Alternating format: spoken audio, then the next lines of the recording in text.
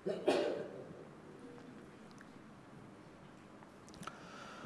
هذين أهوالكنا تنسل إلى حضرة النبي المصطفى رسول الله وإليه ونبينا الأنبياء المرسلين والآل الشهداء والصالحين والملائكة المقربين خصوصا Syekhan Al-Akbar Imam Junaid Al-Baghdadi wa khususan yang santri Maulana Syekh Abdul Halim Al-Bisram membaik kebiram wajib waduratim walim Al-Fatihah.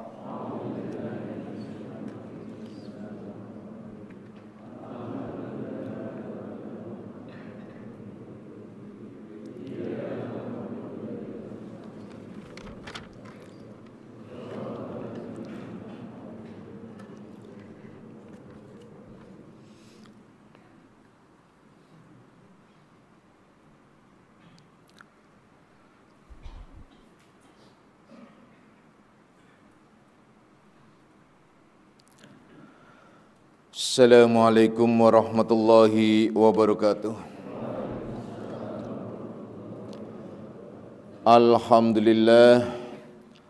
Alhamdulillahilladzi karrama bani adama wastafa minhumul ulama wa akhtara aidun minhumul juhada wal hukama wal kurama wa faddala minhumul arifina billahi wassifati wal asma wa azakuhum lazzatal mahabbati wa tallahum haqiqatil asya'i minal ardi was sama wassalatu wassalamu ala sayyidina Muhammadin khatamil anbiya alladzi khuliqa min zatihi wa minhu jami'ul asya' wa ala alihi wa ashabi sadatil awliya wa ala tabi'in wa tabi'it tabi'in lahum bi ihsanin ila yaumil jazaa. Subhanaka la ilma lana illa ma 'allamtana innaka antal alimul hakim wa la haula wa la quwwata illa billahil alil azim amma ba'du. Ma'asyiras salikin, kaum bapak dan kaum ibu jamaah pesantren Akmaliyah, anak-anak rohaniahku semuanya, baik yang hadir secara jasmani maupun nafsani, baik yang mendengarkan langsung di pesantren Akmaliyah maupun yang melalui radio online Akmaliyah. Insya Allah mudah-mudahan di malam hari ini kita bersama-sama mendapatkan limpahan rahmah, maghfirah serta hidayahnya. Amin ya robbal alamin. Mari kita lanjutkan kajian kita di dalam membahas kitab Syarah Hikam Ibnu Athaillah, di mana kajian kita sudah sampai pada batasan akhir daripada kitab Syarah Hikam Ibnu Athaillah, karena kita sedang membahas tentang surat-surat beliau terhadap teman-temannya, di mana surat itu adalah nasihat-nasihat tauhid dan hakikat hingga menjadi wujud akhlakul karimah. Sebagaimana yang telah disampaikan pada kajian yang lalu, bahwasanya wasahibu haqiqatin ghaba anil khalqi bisyuhudil malikil haqqi, yakni bahwasanya orang-orang yang ahli hakikat itu dia telah melupakan makhluk karena ia melihat keelokan wujudullah. Jadi melupakan makhluk karena melihat keelokan wujudullah. Dan wafanya anil asbabi bisyuhudi musabbibil asbabi, dan juga ia sudah tidak menganggap lagi istilah dengan sebab musabab yang terjadi dalam ekosistem. Artinya dia tidak terpesona dengan sebab musabab, karena hakikatnya tetap kembali kepada Allah Subhanahu wa taala. Itulah yang dikehendaki orang-orang yang fahuwa, yakni abdun muwajahun bil haqiqati zahirun alaihi sanaha salikun littariqati. Nah, ini adalah orang yang menjadi hamba, itu ia adalah menjadi hamba yang menghadapi atau yang menemukan hakikat kenyataan telah terang, nur Allah yang meliputi di dalam hatinya atau jiwanya.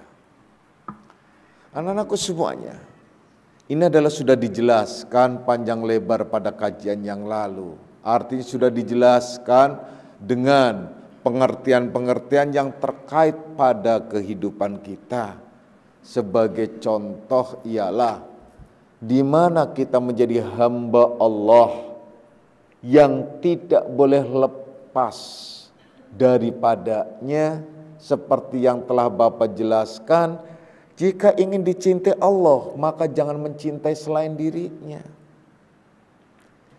Karena apapun yang kalian cintai selain Allah pasti akan menemui kejenuhan, pasti akan menemui kekecewaan, pasti akan menemui kegalauan dan lain sebagainya. Karena semua yang ada di dunia ini adalah tidak kekal. Semua yang ada di dunia ini adalah fana, sementara. Contoh yang paling sederhana, seorang laki-laki mencintai wanita. Atas dasar apa dia mencintai wanita itu? Tentu saja kebanyakan manusia atas dasar fisikly, hanya fisik yang dilihat. Perhatikan baik-baik, berapa lama tahannya fisik itu? Tidak akan lama. Kalian sebagai kaum wanita yang merasa cantik, tidak akan lama kecantikan itu. Karena apa? Karena pasti akan usai, terbawa oleh zaman, dan akhirnya dia akan menemui kecantikan-kecantikan tersebut akan luntur, hilang. Andai saja itu tetap ada, pasti yang pertama kali menyentuh dan menggerogotinya mata yang lentik, pipi yang mulus, muka yang aduhai, itu cacing-cacing tanah yang menggerogotinya. Itu pasti. Jadi kalian, gitu, bagi kaum wanita yang merasa membanggakan fisik dan kecantikannya, silahkan kalian permisi dengan cacing-cacing tanah yang dijadikan oleh Allah sebagai pasukan-pasukan untuk memproses kembalinya tiap-tiap anasir. Itu udah pasti. Apalagi kemudian wanita yang mencintai laki-laki yang gagah perkasa, yang perlente dan keren, nggak akan lama. Sebentar lagi juga udah bongkok-bongkok, batuk-batuk. Nah, udah, percaya deh. Nggak akan lama dan itu akan mengecewakan. Makanya kecintaan yang abadi itu hanya Allah, yang tidak pernah usang, tidak pernah luntur, tidak pernah apapun. Andai saja kalian sudah melihat hakikat wujud Allah dengan keelokannya, kalian tak akan melirik kecintaan itu terhadap sesuatu selain Allah. Itu harusnya. Tapi mungkin untuk kalian semua ini belum terjangkau. Maka jangkaulah dengan sesuatu yang kira-kira kalian bisa mencapainya. Cintailah sesuatu itu karena Allah. Nah, ini kan berarti menjangkau.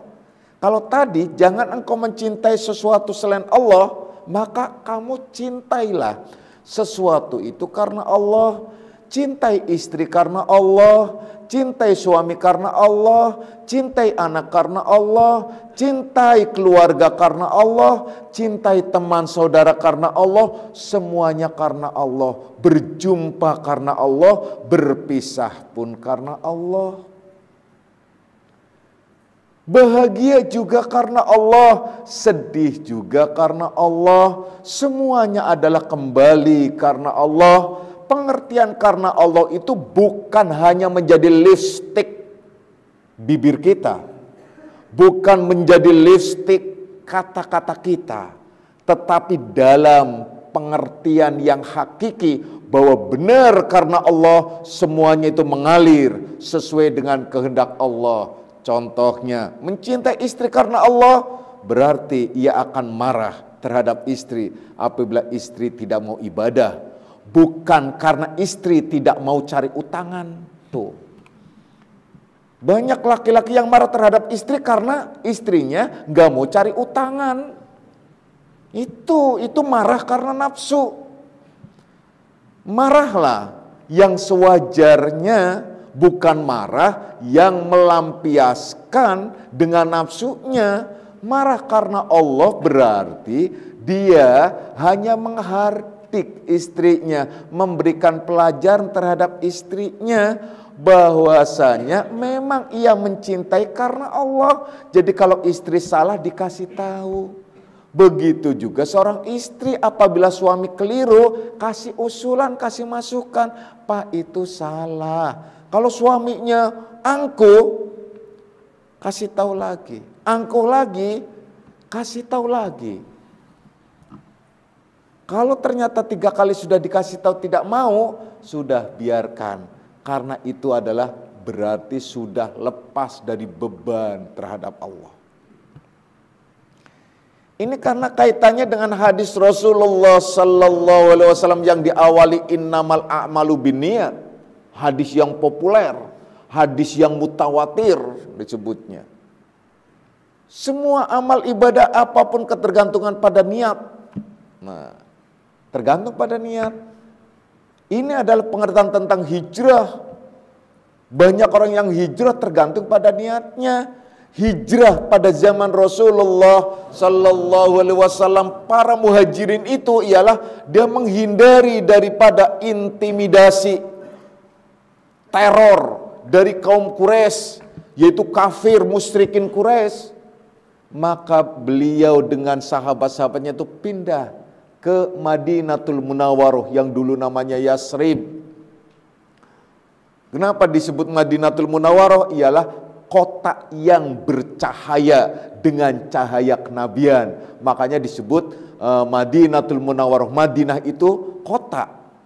Munawwaroh itu adalah cahaya, bercahaya cemerlang, berkilau, yaitu karena nur nabinya. Makanya disebut juga Madinatul Nabawi, gitu. Kotanya Nabi. Gitu. Yasrib namanya dulu tuh. Pindah. Gitu. Pindah hijrah ini banyak orang yang terkait dengan masalah hijrah ini. Sehingga diadukan terhadap Rasulullah Sallallahu Alaihi Wasallam. Ada yang hijrahnya karena mau nikah, karena ikut pacarnya, ikut kekasihnya, ikut orang yang dicintainya. Hijrah karena apa lagi? Karena ada kepentingan harta. Hijrah karena apa lagi? Macam-macam. Rasulullah akhirnya memberikan gambaran. Fahijratu ala ma hajara ilaih. Dia hijrah itu akan mendapatkan sesuai dengan apa yang diniatkan pada hijrahnya.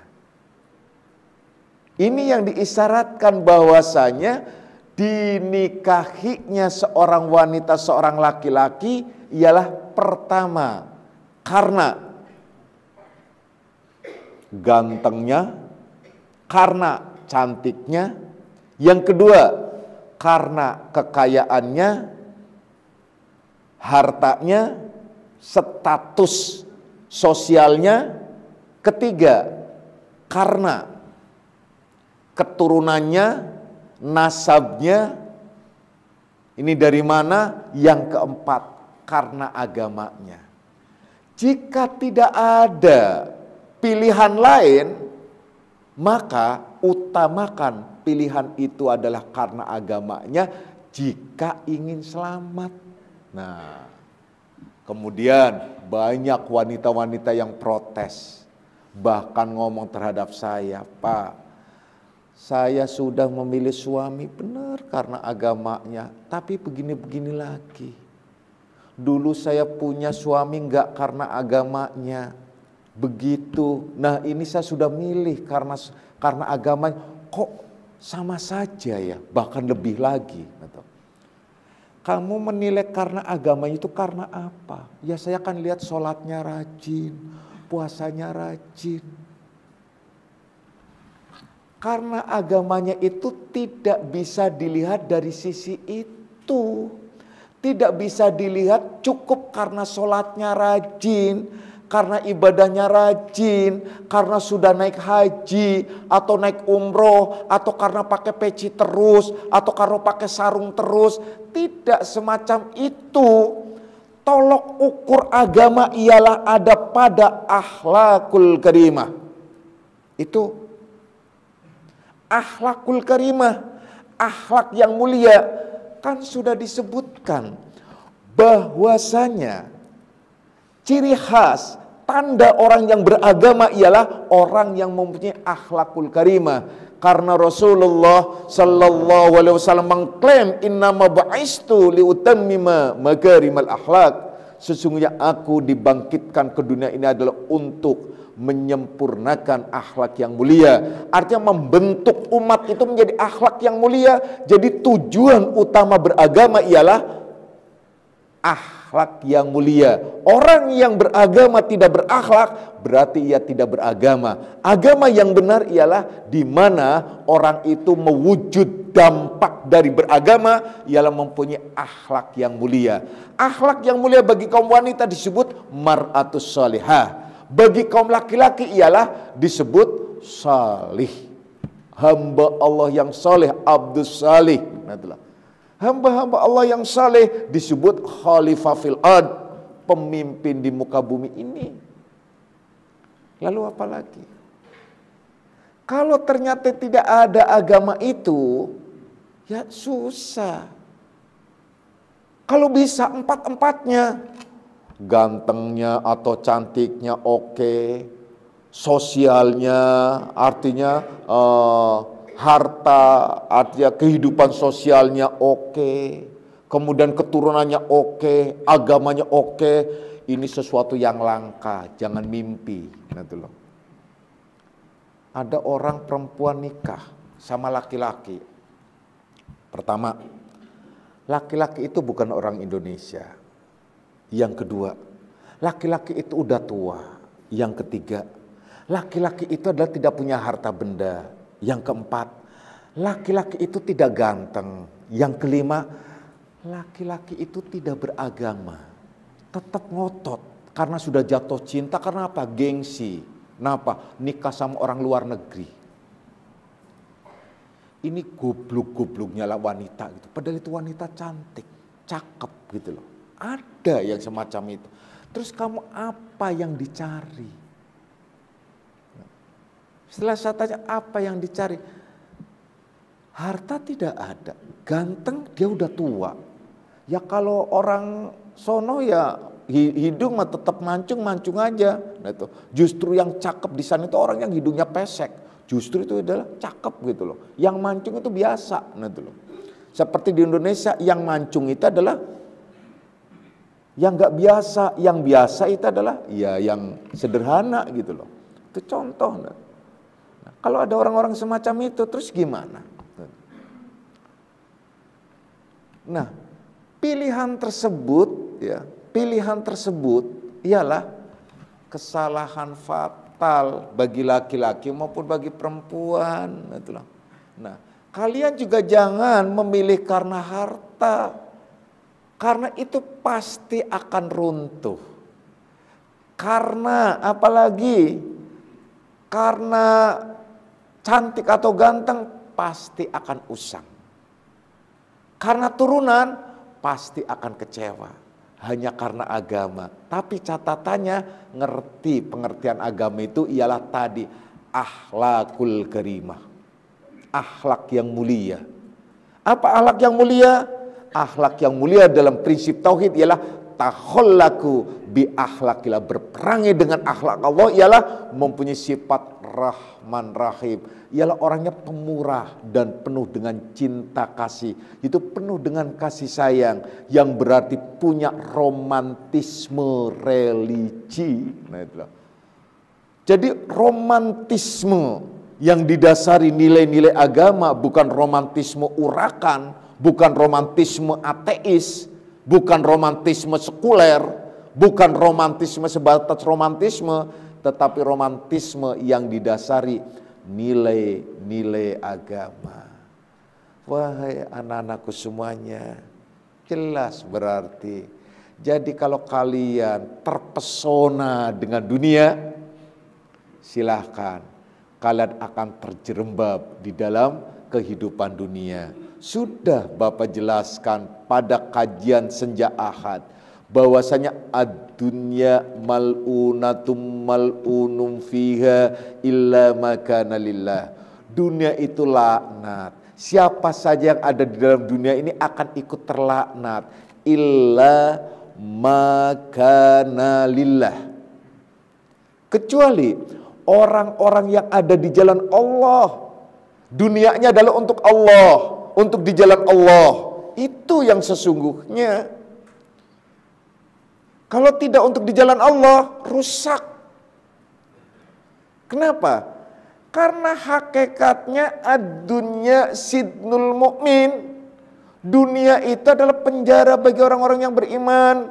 Wa jannatul kafir. Dan surga untuk orang-orang yang ingkar kepada Allah Subhanahu wa ta'ala. Barang siapa yang merasa nikmat, merasa dunia itu sebagai tujuan hidupnya, dia adalah orang-orang yang ingkar kepada Allah Subhanahu wa ta'ala. Karena merasa dunia itulah sebagai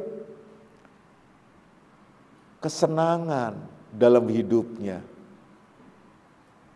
Wahai anak-anakku, kita tuh sedang di penjara, namun orang itu pada senang di penjara.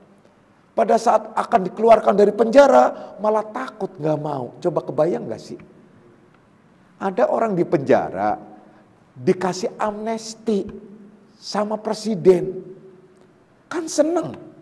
Yaitu dibebaskan lebih awal dari penjara. Kan seneng banget. Nah kalian sekarang sedang di penjara, diberi amnesti sama Allah. Lebih cepat, seumpamanya. Kira-kira mau gak? Ayo, berarti yang aturan kalian di penjara sampai 60 tahun cukup deh untuk sampai 40 tahun saja. Mau nggak? Nggak ada yang berani jawab. Kenapa? Karena masih senang di dunia, suka di dunia, nah itu loh. Hidup di dunia itu indah, nah itu loh. Iya, kenapa? Karena kita belum sampai pada tataran hakikat kehidupan. Kalau sudah tahu dalam hakikat kehidupan, ya Allah, rasanya hidup ini apa ya? Karena menjalani takdir saja. Karena harus berperan menunaikan tugas Allah. Kalian menunaikan tugas sebagai hamba, sebagai laki-laki yang menanggung jawabi anak istri, itu tugas. Kalian sebagai wanita tanggung jawab untuk apa? Mendidik anak dan melayani suami, itu juga tugas.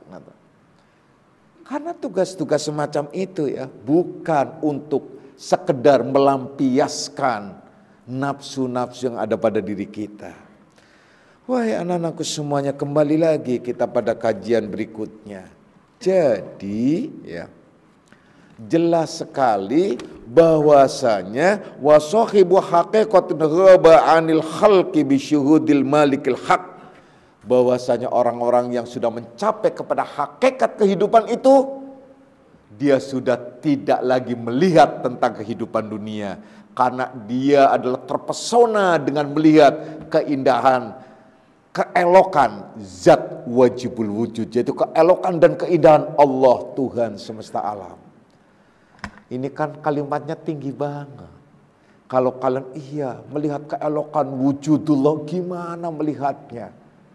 Sebenarnya itu disederhanakannya seperti tadi. Lihatlah bahwasanya apa yang di langit dan di bumi adalah ciptaan Allah, begitu indah, begitu sangat istimewa.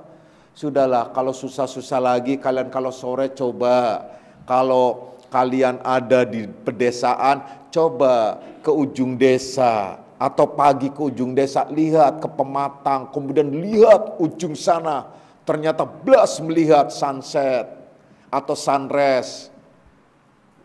Begitu indahnya Allah melukis alam semesta, melukis panorama. Itu saja lihat, yang sederhana saja. Nah kita di Jakarta panggang lihatan, udah naik ke apartemen, sono yang tinggi lihat lagi. Gak punya apartemen, ya udah naik sana ke rumahnya tetangga. Gak ada Pak, ya udah naik pohon kelapa sana. Lihat deh itu. Jadi lihat panorama itu begitu indahnya Allah melukis. Syukuri, nikmati. Dan itulah tanda-tanda orang yang selalu ingat kepada Allah Subhanahu wa taala. Alladzina yadhkurunallaha qiyaman wa qu'udan wa 'ala junubihim. Yaitu orang-orang yang selalu mengingat terhadap Allah Subhanahu wa taala tatkala posisinya dalam keadaan berdiri, duduk maupun berbaring sekalipun dia ingat kepada Allah. Wa yatafakkaruna fi khalqis samawati wal ard, kemudian ia dalam memikirkan tentang penciptaan langit dan bumi yang Allah ciptakan begitu indahnya. Allah menciptakan langit. Langit yang mana? Langit yang tak bertepi, susah. Mana batasan langit? Susah. Kalau diterusin, kalian gak akan ketemu langit. Karena apa? Terus tembus terus. Coba, kalian dari bumi ini menembus langit. Langit yang mana nih? Tembus lagi, kosong lagi, kosong, sampai tembus ke galaksi lain, kosong lagi, tembus lagi, kosong lagi. Kosong, terus langit yang mana? Makanya di antara bumi ini yang disebut orbit bumi ini adalah disebut sama'ud-duhan, yaitu langit yang ada di sekitar. Maksudnya adalah yang di atasnya bumi ini. Allah telah menciptakan betapa indahnya, betapa bertebarannya bintang-bintang di langit. Begitu indahnya bulan di malam hari. Kalau siang hari nggak indah, nggak kelihatan. Nah, itu loh. Yang ada ialah matahari. Begitu luar biasanya Allah menempatkan matahari, bulan dan bumi dengan ekosistem yang ideal, sehingga bumi ini bisa dihuni oleh makhluk yang namanya manusia, dan kita ada di bumi ini dengan mengikuti ekosistem yang ada di bumi ini. Itu satu keistimewaan anugerah yang perlu disyukuri. Tapi terkadang kita lupa atas dasar nafsu-nafsu yang mendominasi di dalam diri kita. Padahal kalau kita lihat betapa istimewanya Allah, betapa luar biasanya, tapi kita ternyata hidup ini sebentar. Kita silih berganti datang. Kita itu adalah hanya menghuni sebentar, nanti diganti sama generasi yang akan datang dan seterusnya dan seterusnya. Apa kalian gak ingat generasi-generasi yang lalu? Gak usah jauh-jauh, generasi zamannya presidennya Pak Karno mungkin udah gak ada semua sekarang. Itu mereka jungkir balik, membangun negara ini, kemudian memerdekakan negara ini, kemudian zamannya Orde Baru Pak Harto, mungkin baru bahagian kecil lah yang masih ada. Semuanya adalah sebagian besar sudah tidak ada. Diganti oleh generasi reformasi generasi sekarang dan generasi yang akan, dan seterusnya. Semuanya berkembang sesuai dengan zamannya. Kita sekarang menikmati zaman yang paling tidak sudah lumayan nyaman. Jangan usah jauh-jauh, zaman saya kecil saja, di kampung saya rasanya penerangan itu, saya pikir sangat amat langka, sangat amat langka. Tapi kreatif. Kenapa? Contohnya indah. Terutama indahnya sewaktu-waktu saat bulan puasa itu indah karena banyak lentra-lentra yang bikinan anak-anak muda yang kreatif gitu loh. Lentra-lentra yang dari lampu-lampu biasa yang pakai kertas-kertas, kemudian ada gambar-gambar dan bisa bergerak karena gerakan-gerakannya itu indah-indah semuanya. Dan lampu-lampu hanya sebatas lampu-lampu itu. Sekarang sudah tidak ada. Yang ada ialah listrik, semuanya ada penerangan. Bahkan kalian sekarang banyak yang terjadi linglung. Kenapa? Banyak anak muda linglung, ibu-ibu linglung, kemudian bapak-bapaknya linglung kalau mati listrik. Kenapa? Karena nggak ada wifi. Mati gaya. Apalagi gak ada handphone. Handphonenya mati, udah kalang kabut. Gitu loh.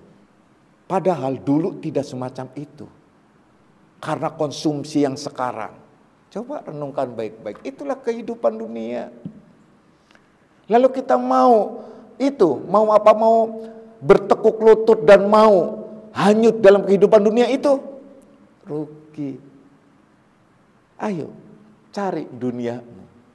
Nah, boleh duniamu, tapi jangan sampai melupakan akhiratmu. Oleh karenanya utamakan akhiratmu, walau engkau juga jangan melupakan bahagianmu di dunia. Kejar. Utamakan akhirat. Allah menyuruh kita itu mengutamakan akhirat, bukan mengutamakan dunia. Utamakan akhirat. Jangan engkau mengutamakan dunia.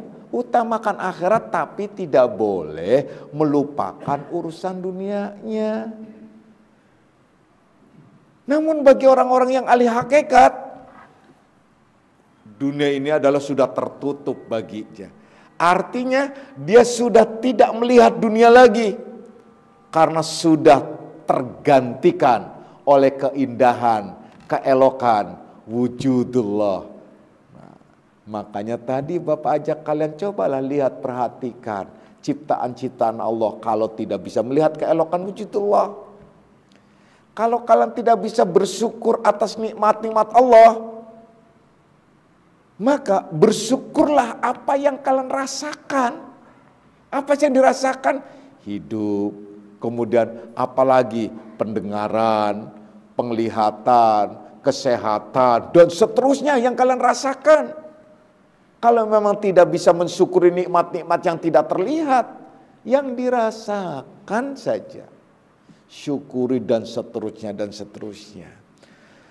Wahai anak-anakku semuanya, kemudian mu'alif melanjutkan tentang kalimat-kalimatnya ialah wa akmalu minhu abdun syariba fasdada sahwan wa ghawa fasdada huduran. Yakni, dan orang-orang yang sempurna, orang-orang yang disebut yang sempurna ialah seorang hamba yang meminum, yang sudah minum, yang sudah abdun syariba, yaitu yang minum fasdada sahwan wa huwa fasdada huduran. Jadi orang yang sudah minum, minum apa? Maksudnya minum nur tauhid, minum ilmu tauhid. Orang yang sudah minum ilmu tauhid, maka ia bertambah-tambah kesadarannya dalam kehidupan itu. Wa ghawa fasdada huduran, dan lenyaplah dirinya dari melihat sesuatu selain Allah, karena selalu hudurullah fil qalbi. Ini dahsyat sekali ya. Saya ulangi lagi supaya kalian ngeh. Tadi sudah diuraikan sebelum-belumnya, maksudnya sampai ke sini tuh harusnya ngeh. Artinya bisa terima. Saya ulangi lagi. Wa akmalu minhu abdun syariba fasdada sahwan wa ghawa fasdada huduran, atau faazdada, boleh baca gitu ya. Yakni wa akmalu minhu abdun syariba, yakni syariba itu adalah minum ya. Yang dikehendaki di sini, dan orang yang sempurna itu, mungkin kalau lebih ekstrim, orang yang sehat dan sempurna akalnya ialah mereka seorang hamba yang telah meminum apa? Nur tauhid, ilmu tauhid, yaitu cahaya tauhid yang dimaksud ilmu tauhid. Bapak sudah sering menjelaskan kepada kalian, minuman ruhania itu ilmu, makanan ruhania itu amal, pakaian ruhania itu syuhud dan musyahadah, yaitu pengamalan tauhid dan hakikat. Dengan kata lain ialah hakikat yang telah meliputinya, yang diamalkan. Jadi orang yang sempurna itu ialah orang yang telah meminum, seorang hamba yang telah meminum ilmu tauhid sehingga ya dia sadar dan bertambah pula kesadarannya. Karena bertambah kesadaran itu ia lenyaplah ghaib, artinya gaib. Bertambah-tambah gaib. Apa yang gaib itu? Ialah sesuatu selain Allah karena telah hadir pada dirinya.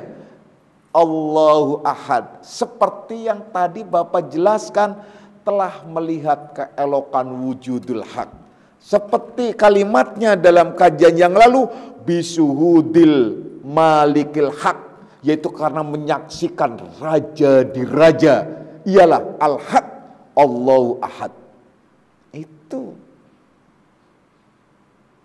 mungkin kalau yang baru-baru ngaji atau orang yang belum paham bingung, tapi kalau orang yang sudah ngaji, apalagi memahami ilmu tauhid dan hakikat di kajian malam Rabu, tentu saja harusnya paham betul.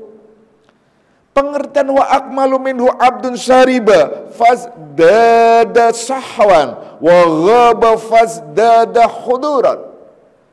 Jadi orang-orang yang sempurna akalnya, orang yang sempurna dirinya, dia yang menjadi seorang hamba yang telah meminum ilmu tauhid sehingga bertambah-tambah kesadaran dirinya sebagai hamba yang telah lenyap dari penglihatan sesuatu selain Allah karena hatinya telah dipenuhi oleh kehadiran Allah Subhanahu wa taala. Ya Allah, ini seperti kalimat yang pernah Bapak jelaskan dari kalimatnya Robi'ah al-Adawiyah saat dilamar oleh seorang laki-laki, bahkan ditanyakan tentang cinta.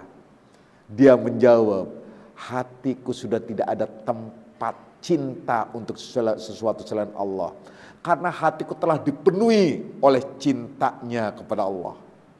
Begitu juga pada saat kata benci, membenci,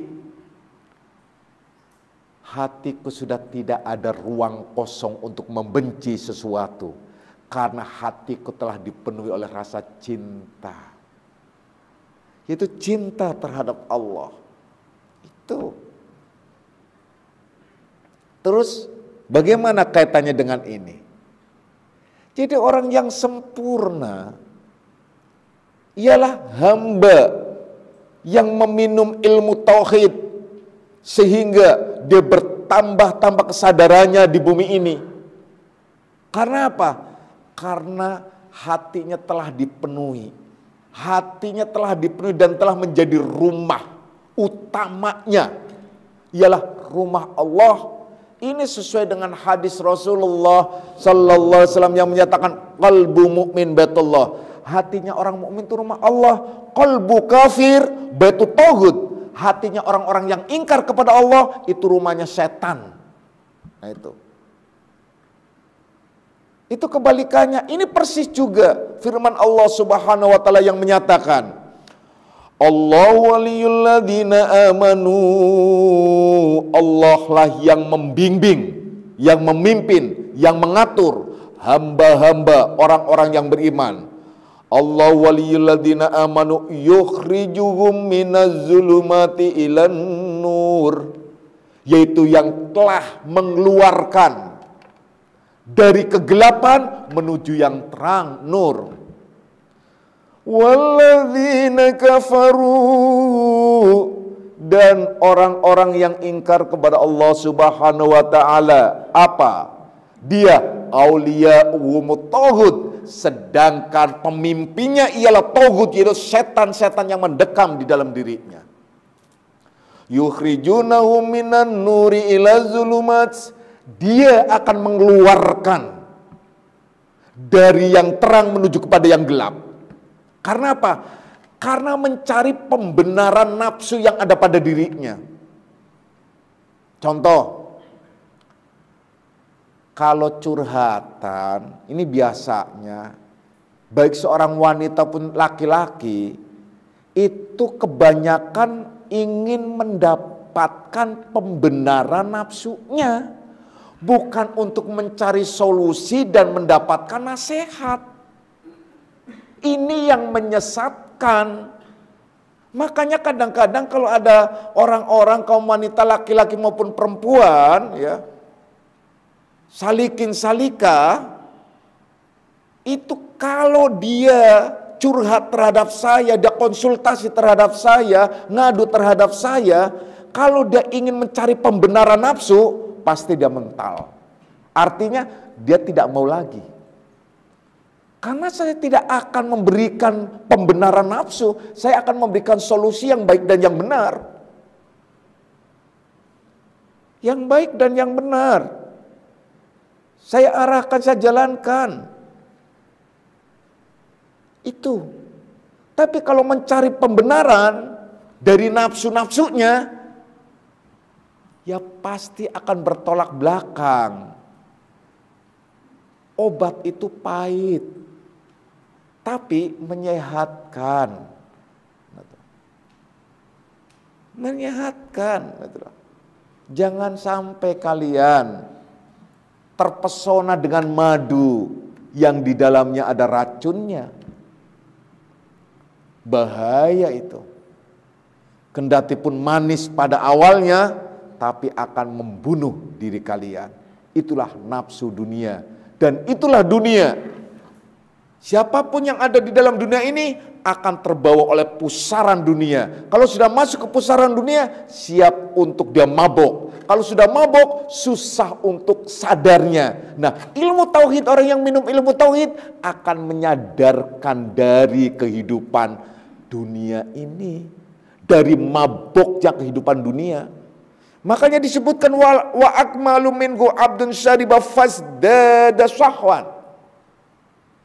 Jadi orang-orang yang sempurna itu ialah yang telah meminum ilmu tauhid, yang menyadarkan dirinya, membangunkan dirinya, tidak tenggelam dalam lautan dunia, tidak tenggelam dalam arus, terbawa arus kehidupan dunia. Dunia itu memabokkan. Bapak sudah menjelaskan pada kajian yang lalu, bahkan di kajian Senja Ahad. Dunia ini menurut Imam Ghazali ialah persis kayak ular. Ada racunnya, tapi juga ada manfaatnya. Tapi kalau berbicara tentang racun dan manfaatnya, lebih banyak racunnya ketimbang manfaatnya. Perhatikan yang namanya ular itu.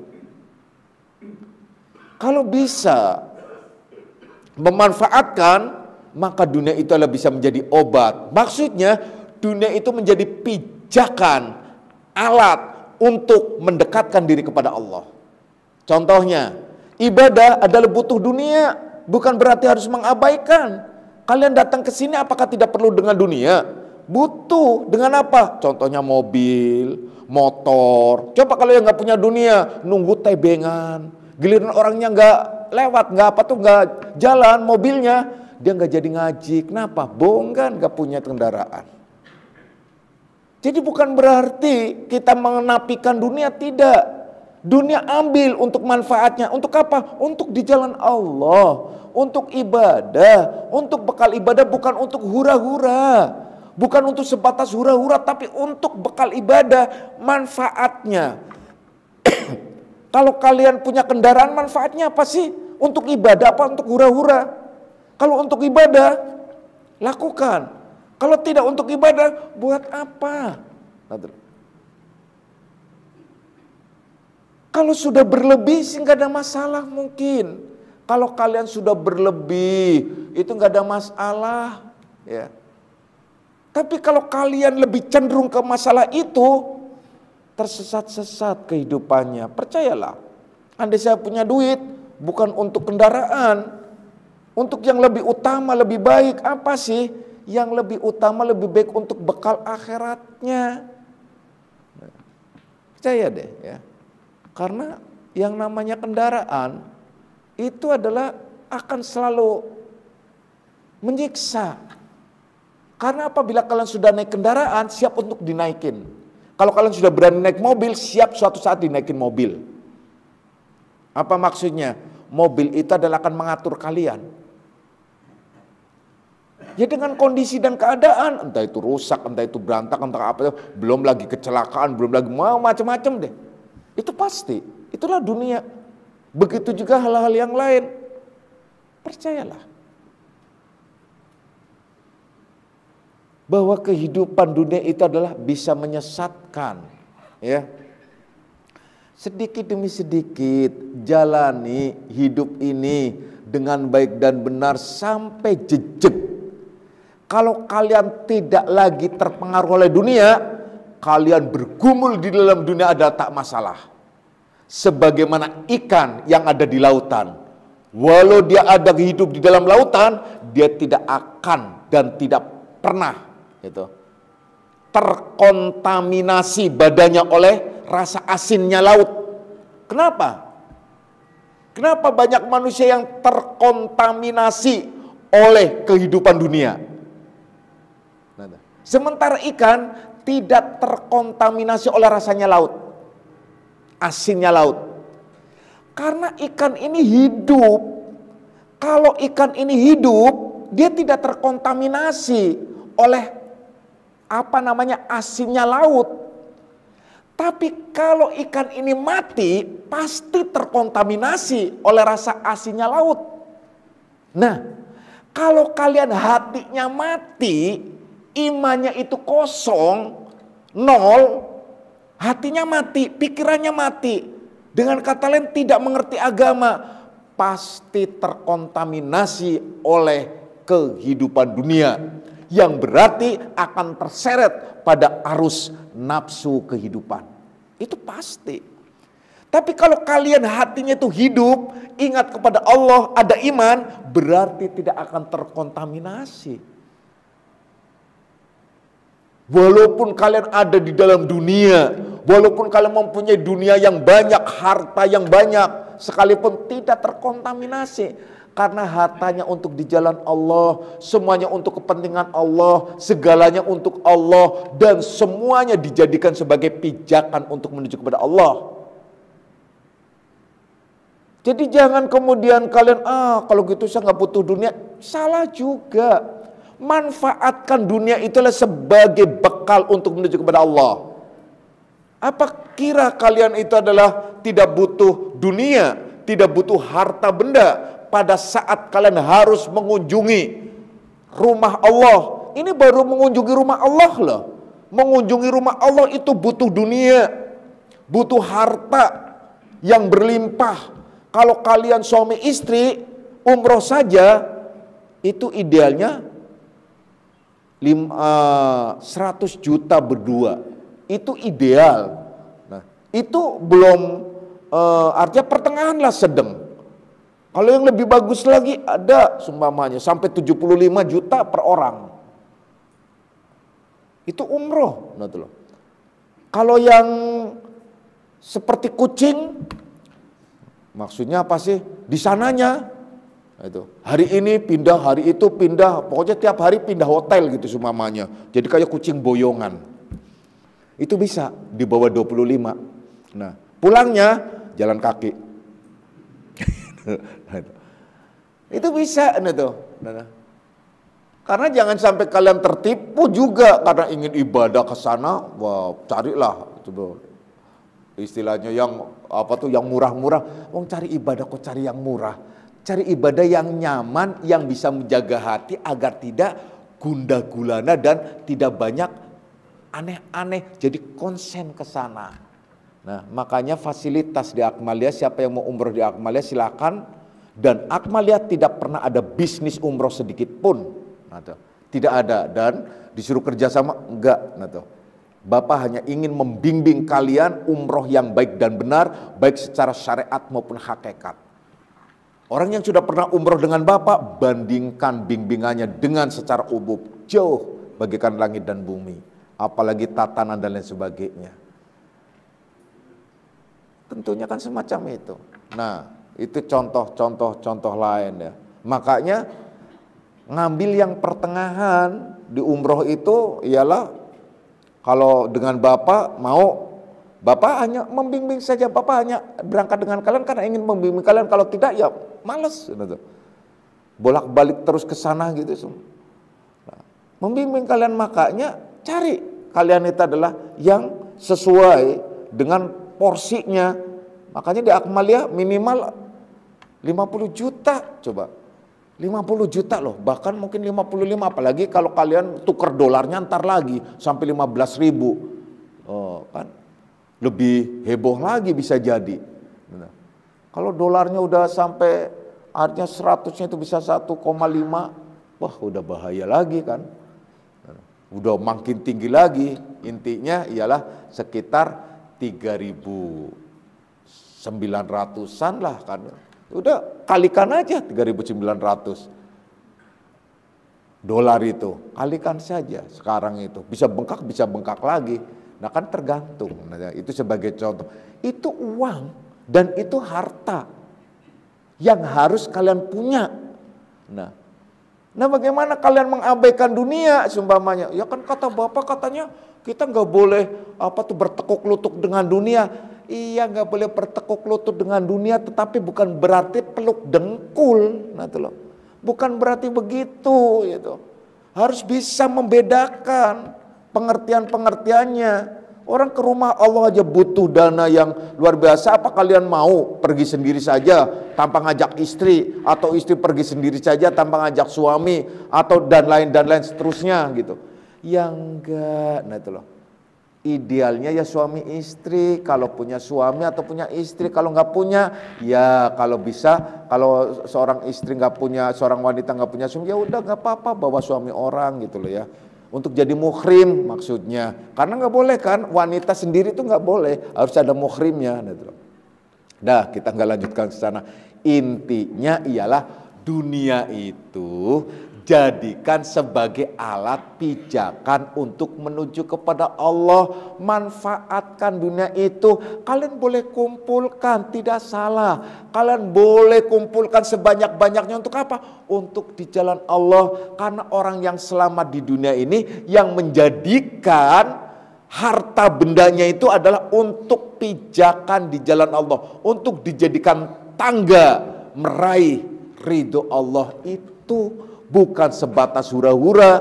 Kalau ternyata pijakannya menyenangkan, itu resiko. Resikonya orang senang berenang, ya basah. Kan begitu contohnya. Resikonya orang yang suka ibadah, ya tentu mendapatkan kenikmatan. Resikonya orang yang selalu menuju kepada Allah mendapatkan berkah, berlimpah ruah rezekinya, dan banyak lagi hal-hal lain. Yang penting ialah jangan kalian menjadikan harta benda kalian masuk ke dalam hati menjadi sempit. Biarkanlah hati itu sebagai rumah Allah. Jangan dijadikan sebagai rumah selain dirinya. Akan menjadi sempit, kalau sudah sempit pengap, kalau sudah pengap sudah kalang kabut. Itu. Wahai anak-anakku semuanya, ya, masih panjang nih ureannya, ya. Dan ini juga baru pangkal awalnya, masih ada kelanjutannya. Fala jam'uhu yahjubuhu an farqihi wala farquhu yahjubuhu an jam'ahi, yang berarti di sini ialah bahwasanya kemudian maka ya bertambah-tambah dekatnya itu. Bertambah-tambah dekatnya kepada siapa? Yaitu kepada Allah. Maka kedekatannya kepada Allah itu tidak mempengaruhi jauhnya, jaraknya. Begitu juga sebaliknya, jaraknya itu tidak akan mempengaruhi dekatnya. Udah panjang lagi kalimatnya. Insya Allah kita akan lanjutkan pada kajian yang akan datang ya. A'udzubillahi minasyaitonirrajim. Bismillahirrahmanirrahim. Raditu billahi rabban dinan wa bi Muhammadin nabiyya.